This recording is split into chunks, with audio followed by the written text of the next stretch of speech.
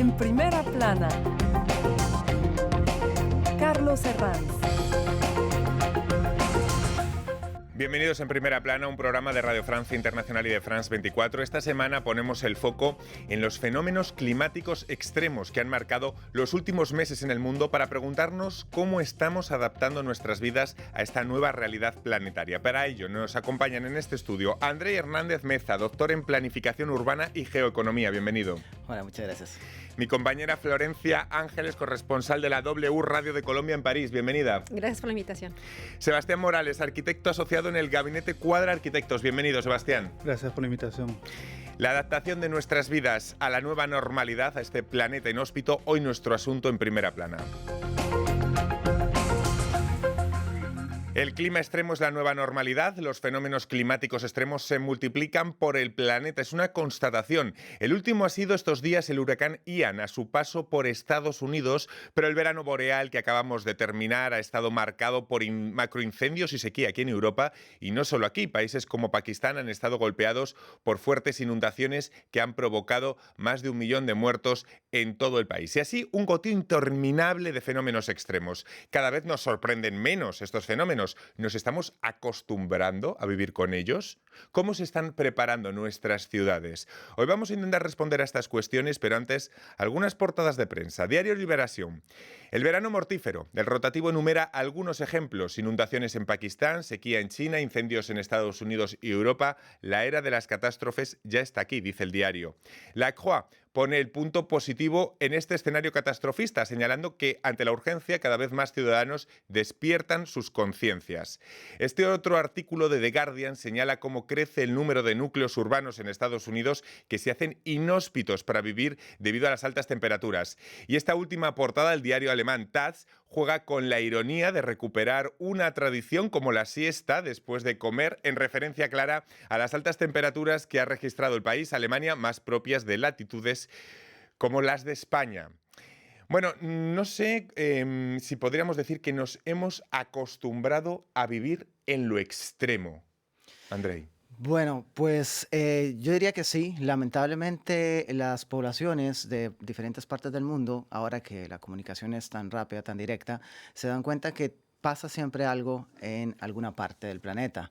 Estamos escuchando siempre incendios en un extremo, de inundaciones en el otro, sequías, nieve que se derrite. Entonces sí, realmente la gente se está acostumbrando, pero tampoco va de la mano con adaptarse, pues, lo que yo pienso, y segundo, tampoco va de la mano con hacer alguna acción, o sea, hacer alguna acción más en concreta. Luego vamos a ver en qué consisten esas acciones. Lo estamos viendo estos días con el huracán Ian en Estados Unidos. No sé, Florencia, además, trabajando en la prensa, cada vez nos sorprende menos este tipo de fenómenos leídos en prensa, porque ya es, no sé si es la nueva normalidad consumir este tipo de fenómenos en prensa. Cada día hay nuevos. Claro, yo creo que se ha también normalizado de cierta manera en los medios y quizá nos hace falta a todos los que trabajamos en ese sector de ir un poquito más a la profundidad de cuál es la razón de que estemos enfrentando estos fenómenos y también qué es lo que se puede hacer y el impacto, no solamente un impacto en la vida cotidiana de que tendremos más calor, sino también económico y a futuro. ¿Qué es lo que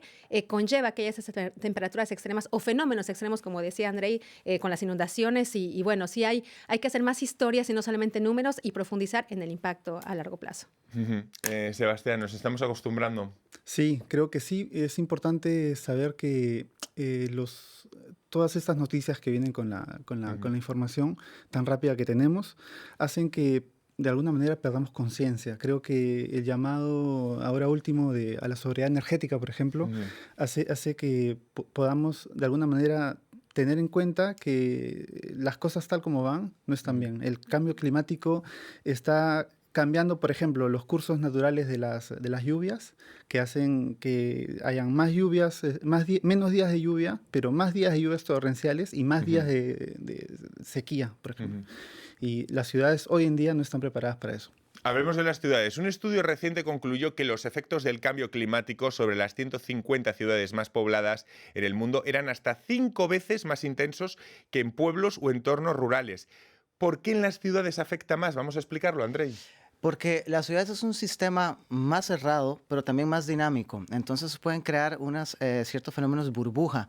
En la ciudad tenemos más impacto ambiental, más que todo, por ejemplo, lo que es de gases del efecto invernadero. Entonces tampoco se pensaron a la hora de hacer las ciudades que fueran amigables con el medio ambiente. Nunca se pensó eso, hasta ahora que vemos que tenemos extremos de calor o inundaciones, porque creían que los ríos nunca se iban a salir de su curso, nunca pensamos en un futuro. En América Latina vemos ciudades que tienen estos problemas que se han construido en lugares donde no se debía de construir. Uno, porque es más barato, uno porque se encontraban más alejados de los centros históricos, entonces no hubo una planificación. Necesitaban vivienda, necesitamos construir, aquí es lo más barato, hagámoslo rápido, y tampoco pensaron que la montaña se iba a llenar en las épocas de lluvia y se iba a venir un lavado, unos derrumbes. Entonces sí. Voy a preguntar a nuestro arquitecto Sebastián, ¿qué es lo que pone más en tensión la ciudad? ¿Los materiales, el tamaño de la población, la articulación entre los barrios de habitación y otro tipo de barrios? Tiene que ver con la modernidad. En realidad, las ciudades inicialmente habían sido concebidas para caminar y para pasear, para desplazarse en caballo.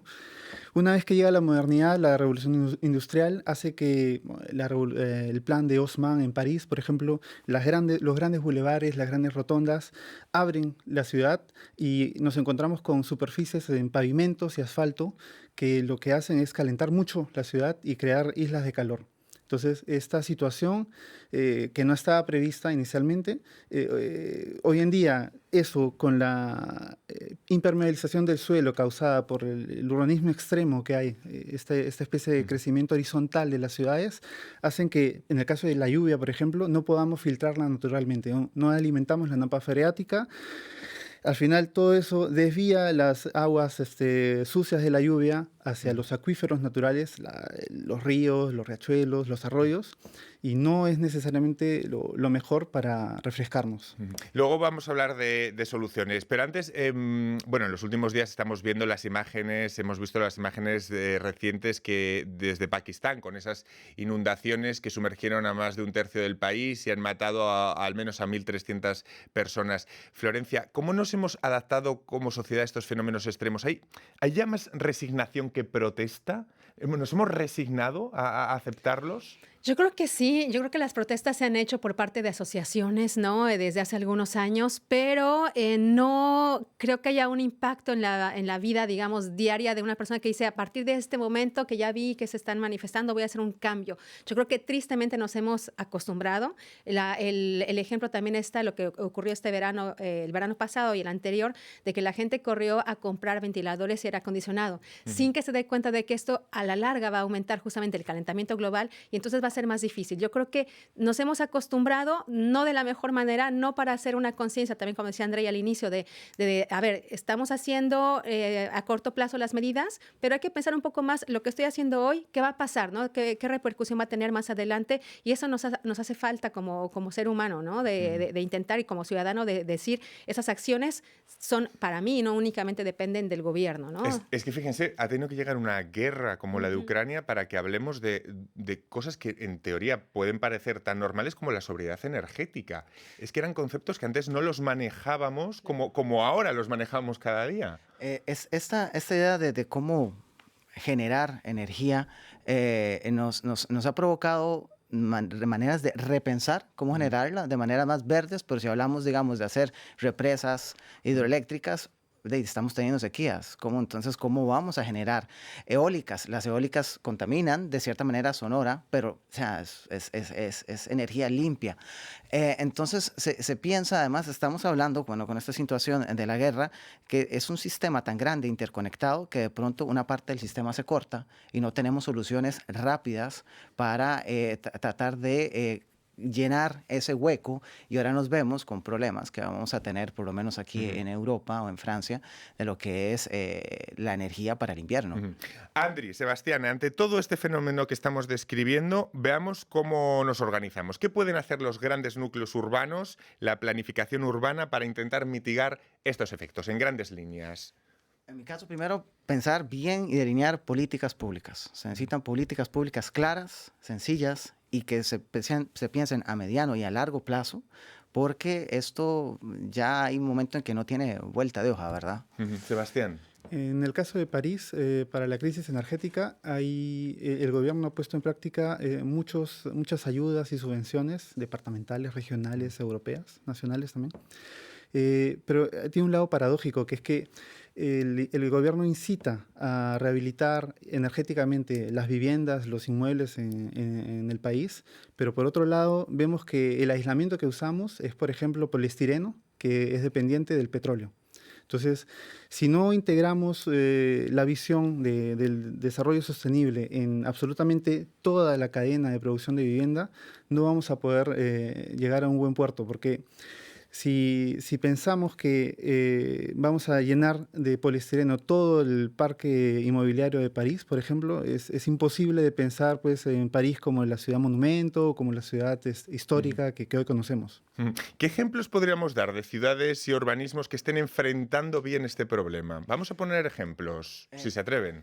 En Latinoamérica yo he visto un poco las políticas y los trabajos que se han hecho en Curitiba, en Brasil. Realmente han intentado reverdecer partes de la ciudad, han intentado vamos a hablar así, cubrir el cemento con nuevas políticas de reforestar dentro de la ciudad.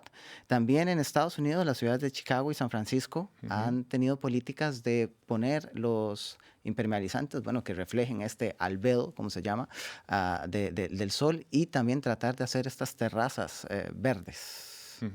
Sebastián, ¿alguno más añadir? Sí, hay ejemplos interesantes. Por ejemplo, en Barcelona hay este concepto de la supermanzana, en donde se agrupan 4 o 5 manzanas normales, se suprime el desplazamiento vehicular y se aprovecha en crear espacios verdes para, de nuevo, permeabilizar el suelo y poder alimentar la napa freática. Que cada vez se está haciendo con más manzanas y, bueno, sí, una medida que al principio se ha criticado por una parte de la población, pero como suele pasar casi siempre, ¿no?, con este tipo de medidas, que al principio hay una oposición feroz.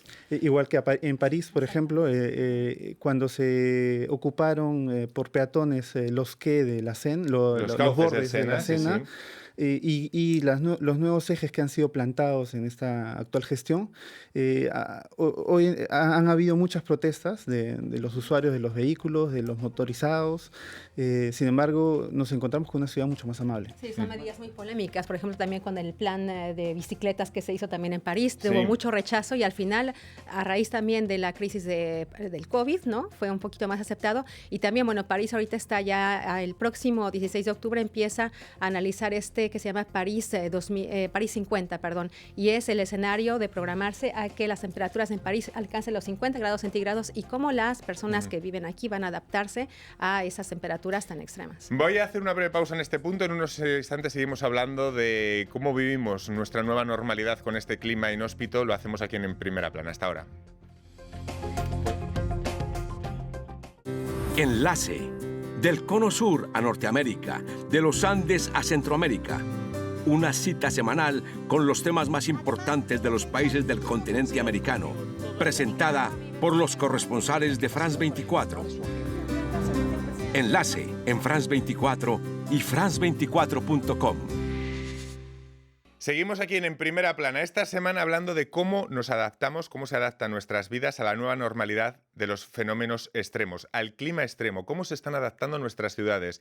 Lo hacemos con el doctor en Planificación Urbana Andrei Hernández Meza, con nuestra compañera corresponsal de la W, Florencia Ángeles, y con Sebastián Morales, arquitecto asociado al gabinete Cuadra Arquitectos. Bueno, una de las consecuencias sin duda de estos fenómenos extremos que estamos viendo cada día en los medios de comunicación, el último, el huracán Ian, estos días en Estados Unidos, es por ejemplo el de las sequías extremas que van a condicionar las migraciones, sin duda. ¿Estamos, Florencia, a las puertas de graves migraciones, crisis migratorias hacia otras latitudes que vamos a tener que gestionar? Es decir, ¿la figura del refugiado climático ha llegado para quedarse? Sí, claro, y eso se ha advertido por parte de los expertos justamente del grupo, ¿no?, del IEC, que han estado con estos informes de los impactos, porque hay lugares que van a estar pues ya rebasados por el agua, entonces la gente de ahí tiene que irse a otras ciudades, la gente que ya no va a tener agua también, que tiene que moverse para poder tener pues este elemento sustancial. Y yo creo que es algo que no se dan cuenta también los países y los gobiernos, ¿no? Sobre todo en Europa estamos muy acostumbrados a tener acostumbrados una vez más, ¿no? Uno se acostumbra tristemente a las situaciones graves como los migrantes que vienen de muchos países de África, y ahora también dentro de los mismos países tendrás estas migraciones de las regiones, ¿no? Que se van quedando con temperaturas más extremas o sin recursos a estas ciudades, que las ciudades tampoco están adaptadas para esta situación, ¿no? Sebastián. Sí, digamos que el tema de la inmigración pone la pregunta rápida de la creación de vivienda en las ciudades, ¿no? ¿Cómo debe crear la vivienda una ciudad como París o como Barcelona o en América Latina? ¿Debe continuar expandiéndose de manera horizontal o es que debe densificarse? Porque el COVID nos ha enseñado que quizás la hiperdensificación no es necesariamente lo mejor. Ha cambiado las dinámicas de las familias. Ahora es súper importante tener un espacio exterior o un jardín. Y eso va contra el concepto de densidad y de equipamiento de ciudad, ¿no? Exacto. Es lo que se llama lo de la ciudad de los 15 minutos que se ha desarrollado desde ayuntamientos como el de París, tener todos los servicios a 15 minutos de tu puerta. Pero claro, eso entra en colisión con tener grandes espacios verdes, grandes espacios y unas ciudades menos densas. ¿Cómo se conjugan estos dos elementos? La ciudad de 15 minutos es muy interesante porque lo que propone es una cosa intermedia entre la ciudad horizontal y la ciudad altamente densificada. La ciudad de 15 minutos es una ciudad policéntrica. ¿Qué quiere decir? Que tiene varios microcentros que permiten a cualquier persona que la ocupa en 15 minutos ir a un equipamiento, a una biblioteca, a una escuela, a comprar, gozar de todo lo que necesita en 15 minutos caminando. Claro, a raíz de todo lo que estamos conversando, Andrei, yo me hago la pregunta, y no sé si lo sabréis, ¿desde cuándo podemos hablar históricamente de un urbanismo sostenible? ¿Cuándo se empezó a utilizar ese concepto? ¿Cuándo lo podríamos fechar? Realmente, cuando empiezan las cumbres internacionales, cuando empezamos a ver estos diferentes efectos que tienen, para mí yo hablaría de los finales de los 60, principios de los 70, que realmente entra la idea de cómo planificar a futuro. Después, con las diferentes conferencias, hemos visto cómo el tema va poniéndose más importante. El problema es cuando se habla de estos temas de cambio climático para políticas y cómo van bajando poco hasta que realmente llegan al nivel de hacer algo. Entonces, se viene hablando ya desde hace varias décadas. De hecho, estas islas de calor no es nada nuevo, los hemos visto hace 20 años, pero hasta ahora realmente que nos afectan las ciudades es cuando estamos diciendo, sí, había que hacer algo antes, y cuando ya llegamos al extremo de que lo tenemos ya encima, las ciudades ahora en Europa, bueno, también en el norte de Estados Unidos, fue demasiado calor. Pucha, hace 20 años que veníamos hablando de esto y no hicimos nada. No hicimos nada. Les quiero plantear otro tema más relacionado para empatizar más y tener ejemplos más claros que afectan a nuestra salud. Las temperaturas son una amenaza para el corazón. Un análisis realizado en cerca de 2,3 millones de europeos ha encontrado asociaciones perjudiciales entre el clima extremo y las muertes por enfermedades cardíacas, especialmente en los barrios pobres, que de eso también vamos a hablar.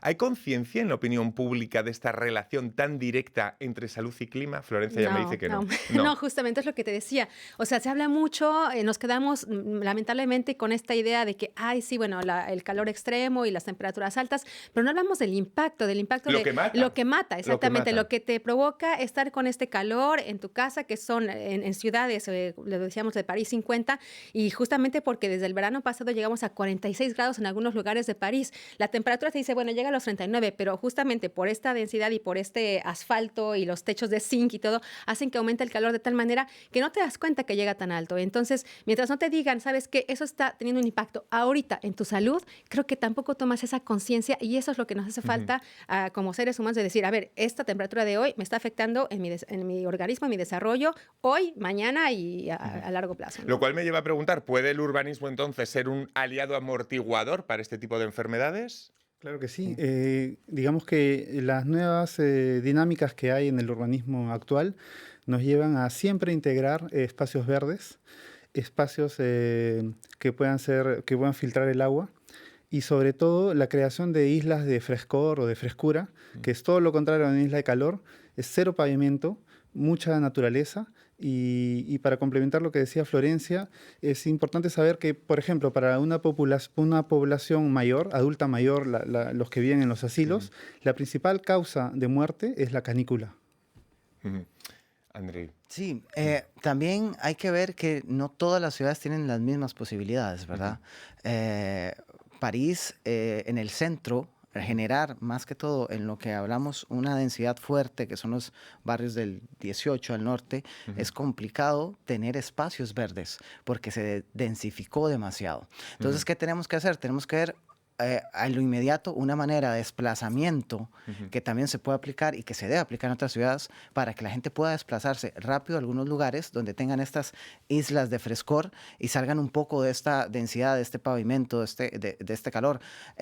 Después, ciudades como las del norte de Europa, no se pensaron para el calor. No es lo mismo una ciudad mediterránea, que hay brisa marina, que las ventanas son de diferente diseño, que una ciudad que estuvo pensada para aguantar el frío y ahora ya no tenemos ese frío. Entonces hay que adaptarse en el espacio de la manera más pronta posible, porque ya está acá. No sé qué importancia le otorgan en todo este asunto que estamos tratando hoy a la voluntad política. No sé si la voluntad política, al fin y al cabo, es la base de un urbanismo sostenible, el apostar claramente por ello. No todas las ciudades, no todos los municipios tienen esa misma voluntad, ¿no? Creo que esto nos pone en esta dicotomía famosa entre el clima o la economía, ¿no? Sí. De hecho, hacer cualquier cosa de manera que se inserte en la dinámica del desarrollo sostenible cuesta más caro, es Claro. mucho más costoso. Entonces, La pregunta es si estamos dispuestos a pagar ese precio. exacto. Sobre todo porque después, al final de cuentas, que no se ve que tiene un impacto también en los mercados este tipo de fenómenos. O sea, Sí. a corto plazo, y tristemente siempre las medidas ecológicas o medioambientales son las más golpeadas. No lo vemos ahora también con lo de la guerra en Ucrania, el plan que tenía el gobierno de cerrar las centrales nucleares, ¿no? En Francia, al final, que dicen, bueno, ya no, porque no podemos depender del gas ruso, entonces vamos a ir más a la energía nuclear. Pero bueno, el caso es que siempre son las medidas que dicen, bueno, después lo vemos, ¿no? Ahorita hay que responder de urgencia y el plan que yo ya tenía, pues se pasa a segundo plano, el plan medioambiental, A ¿no? lo mejor tendremos que poner en valor los beneficios a largo plazo y no Claro. hemos trabajado lo suficientemente en ello. Y crear este diálogo de, a ver, en todos los medios de comunicación, así como está ahorita la cuestión de la agenda de equidad de género, también está la cuestión del clima, ya como una constante y no como un hecho más, no como una noticia de último momento por una catástrofe. Es porque el impacto en la vida de todos, ¿no? En todas las partes del mundo es latente. La nueva normalidad del clima extremo va a condicionar todo en nuestras futuras sociedades, el urbanismo, la forma de organizarse, la forma de organizar el sistema de salud, las migraciones, la forma de relacionarnos también entre los humanos.